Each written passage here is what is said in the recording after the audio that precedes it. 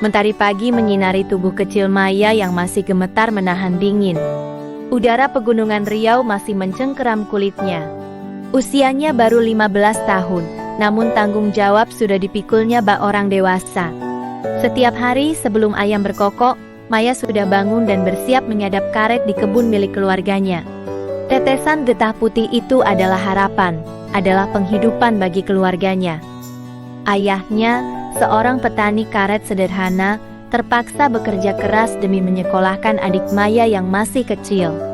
Ibunya, yang kesehatannya tak begitu baik, hanya bisa membantu pekerjaan rumah tangga yang ringan. Maka Maya, dengan tekad yang membara di hati muda, menawarkan diri membantu. Awalnya, tangan Maya kaku dan tak terampil memegang pisau sadap. Getah karet yang lengket seringkali membuat frustrasi. Luka di tangannya pun tak terhitung jumlahnya. Namun, air mata tak pernah jatuh. Ia mengingat wajah lelah orang tuanya, dan tekadnya semakin kuat. Setiap hari, Maya belajar dari pengalaman. Ia mengamati ayahnya, meniru setiap gerakannya dengan penuh konsentrasi. Lama-kelamaan, tangannya menjadi lebih cekatan. Gerakannya menjadi lebih terampil dan cepat. Hasil sadapannya pun meningkat. Suatu hari, setelah seharian bekerja keras, Maya pulang dengan senyum yang mengembang. Ia membawa hasil sadapan yang lebih banyak dari biasanya.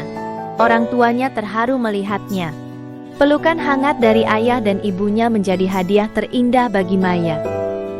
Ia tahu, perjuangannya belum berakhir, namun semangatnya akan tetap menyala. Sekuat getah karet yang ia sadap setiap hari.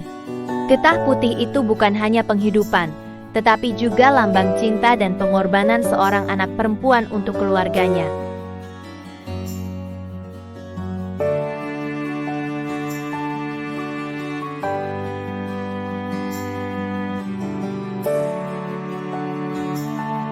Mentari pagi menyinari tubuh kecil Maya yang masih gemetar menahan dingin.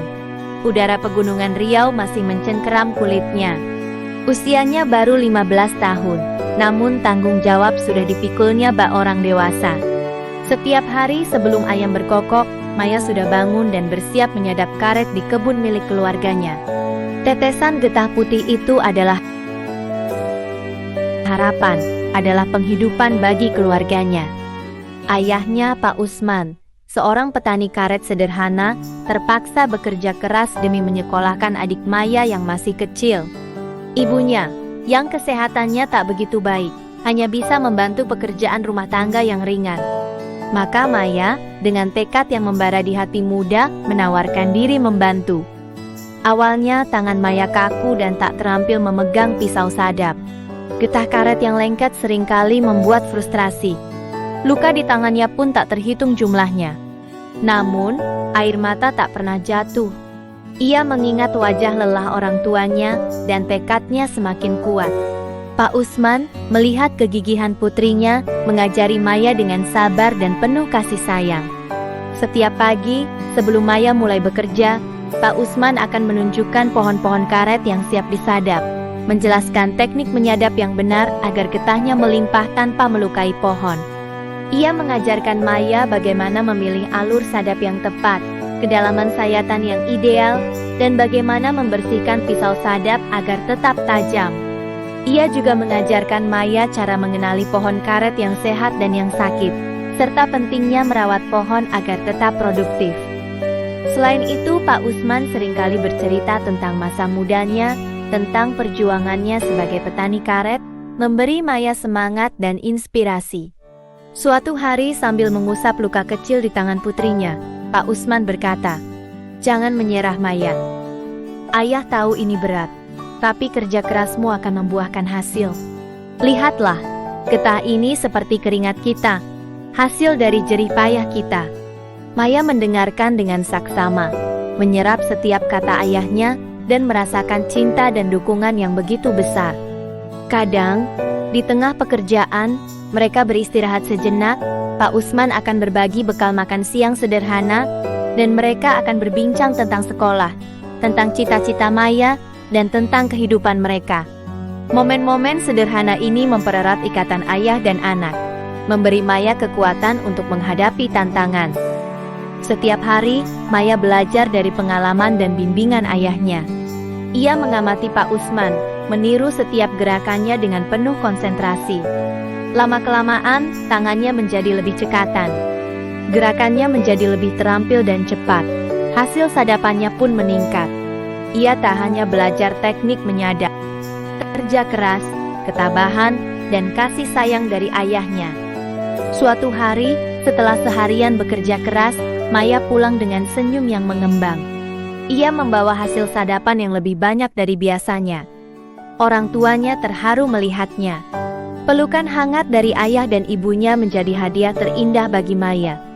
Ia tahu perjuangannya belum berakhir, namun semangatnya akan tetap menyala saat kuat getah karet yang ia sadap setiap hari. Getah putih itu bukan hanya penghidupan, tetapi juga lambang cinta dan pengorbanan seorang anak perempuan untuk keluarganya.